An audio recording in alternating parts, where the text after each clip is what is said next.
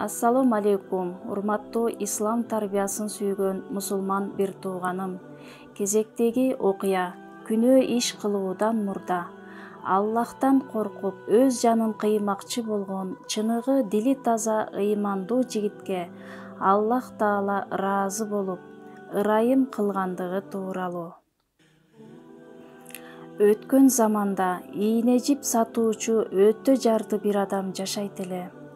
Аллах бул жарды жана өтө берилген ак дил кулун оор бир сыноодон өткөрмөкчү болду. Бул сыноону периштелер өткөрдү. Ийне жип сатуучу жарды адам ар күндөгүдөй ийне жипти алып, Бисмиллахир-рахманир-рахим деп жолго чыкты. 3 күндөн бери үйүнө бир да жей турган тамак таап келе албаган ал адам: «Я Роббим, бир тагдыр бер. Азыр үйүмдөн алыска барбай, балдарыма тамак табайын» деп көчөнү кыдырып жүргөн эле. Аңгыча бир аялдын ийнечи деп чакырган үнүн укту. Добуш келген тарапка карап, 3-чү кабаттагы бир аялды көрдү. Ал аял: «Ийне сатуучу, бул жака кел, бир нерсе аламын» деди. Жигит абдан кубанып, үйдүн 3-чү кабатына чыкты. Аял эшикти ачты. Үйгө кирип отурууну сунуш кылды.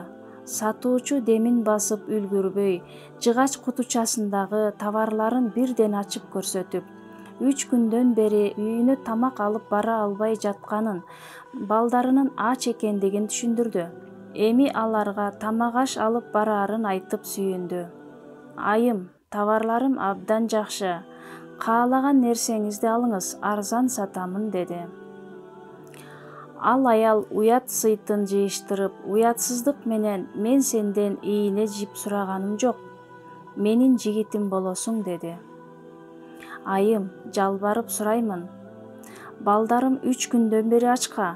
Сен мага эмнелерди айтып жатасың? Бир тиштем тамак жеше элек. Мен сага эмне деп жатамын, а сен болсо мага эмнени айтып жатасың?» деди. «Мен сага каалаганыңча акча беремин. Мен сага бере турган акча 1 ай, ал гана эмес 6 ай товар сатып тапкан акчаңдан да көп болот. Сага азыр ыңгайлуу учур келди, мунун кадырына жет» деди аял. «Айым, суранам, мага уруксаат бер. Сен айткан ишти кылууну каалабаймын» деди жигит. Напсисинин туткуну, шайтандын оюнчугу жана бардык жамандыктарды өзүнө топтогон аял: «Болбойт, сени жибербеймин. Же айткандарымды аткарасың, же сени уят кыламын. Терезеден кыйкырып, айылды башыма көтөрүп, адамдарды топтоймун жана сени тилке-тилке кылдырамын. Айтканымды аткарсаң сага акча, ал гана эмес мал-мүлк беремин. Сен бул жокчулуктан кутуласың, балдарың болсо ачарчылыктан кутулат. Болбосо бардыгыңардын кедейликтен башыңар чыкпайт. Эгерде балдарыңды жакшы көрсөң, айтканымды аткарасың» деди. Мындай акылга сыйбаган, адепсиздиктин тузагына иленген жигит эмне кылууну билбей калды. Бул жаман ыплас ишти кылса, чоң күнөө болот. Эгерде кылбаса, элдин алдында уят болот. Бул уятсыз аялдын колунан кутулуу кыйын экенин түшүндү да аялга мындай деди: «Айым, сен сыртка чыгып тур. Мен 2 рекет намаз окуп алайын. Андан кийин кандай чечимге келгенимди сага айтамын». Аял сыртка чыкты. Daarатсыз бир кадам баспай турган, үйүнөн чыгып бара жатып, daarат алып ишине баруучу чыныгы мусулман, чыныгы момун 2 рекет намаз окугандан кийин колдорун жогору көтөрүп мындай деди: Роббим, менин абалымды менден жакшы билесиң. Мени бул кыйынчылыктан куткар. Роббим, 3 күн ачка эмес, өмүр бою ачка калышымды билсем дагы, айбандар сыяктуу оттоп жашасам дагы, бул ыплас ишти, зына кылышты каалабаймын.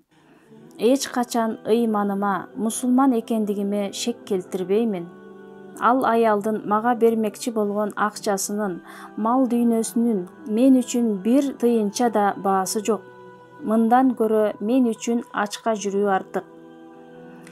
Сен менин жаратуучумсуң, Роббим, Аллахымсың. Менин бардык иштерим өзүңө маалым. Сенден жашыруун кыла турган сырым да жок, болбойт дагы, деп Аллахка жалбарды.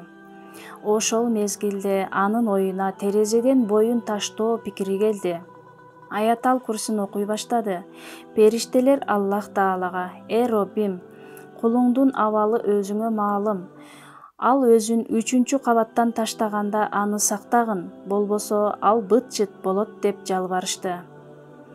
Жигит Аятал Курсин окуп бүтүп, «Я Аллах» деп боюн терезеден таштады. Так ушул учурда Аллах Таала Жабреилге буйруду: Кулум жерге түшө электе тез жетип бар жана анын эч бир жерине зыян жеткирбей жерге кондур. Жабреил алейхиссалам чагылгандай тездик менен ал жигитке жетип барып кучактап жерге түшүрдү. Анын эч бир жери зыянга учурабай, шашып өзүнүн үйүнө кетти. Эшикти ачып, үйүнө кирип, балдарынын ачкалыктан чырылдап ыйлап жатканын көрдү. Анан үйүнүн бир бурчуна барып, башын чүмкөп жатып алды. Балдары оокат деп дагы ыйлай башташты. Аялы: атаңар чарчап келди, силерге тамак таап келем деп кыйналып бүттү, деп балдарын жубатты. Балдары атасын көрөрү менен: атабыз бизге тамак алып келди, деп мойнуна асылышты. Атасы аларга жашынан башка эч нерсе бере алган жок. Ошол учурда эшик ачылды да бир коңшусу кирип: коңшу, силерден бир аз гана тамак сурап келдим. Балдарым 3 күндөн бери ачка. Кичине эле тамак берсеңер силерге абдан ыраазы болот элем, деди. Коңшу: биздин балдарыбыз да 3 күндөн бери ачка. Көрүп турасыз го, алар ыйлап жатышат. Казаныбыз бош, очогубузда от жок, деди балдардын энеси. Бирок коңшу аял бул сөздөргө ишенген жок. Силерди көчөбүздөгү эң туура, аябай инсаптуу, эң туура сөз адамдар деп ойлойт элек. Демек, жаңылышыптырмын, деп таарына баштады. Жигит жана аялы: коңшу, кечириңиз, биздин абалыбыз да силердикиндей, деп түшүндүрүштү. Коңшу аял кайтып кетип, сөөрүнүн четиндеги очокту көрсөтүп: бул казандагы тамак эмеспи, деди. Карашса, чындап эле казанда тамак бышып жатыптыр. Жарды жигит барып караса, чынында эле ошондой экен. Коңшу аялга дароо тамак беришти. Балдар буусу чыгып турган тамактын четине отурушту. Алар: жашасын атабыз, деп кыйкырып, атасынын мойнуна асылышты. Кембагал жигит болсо сыноодон өткөнү үчүн Аллахка мактоо айтып шүгүр кылды. Аллах үчүн күнөөдөн качкан кулуна Аллах Таала ыраазы болду. Албетте, эгерде кул Аллахка карай бир карыш жүрсө, Аллах кулу тарапка бир кадам таштайт.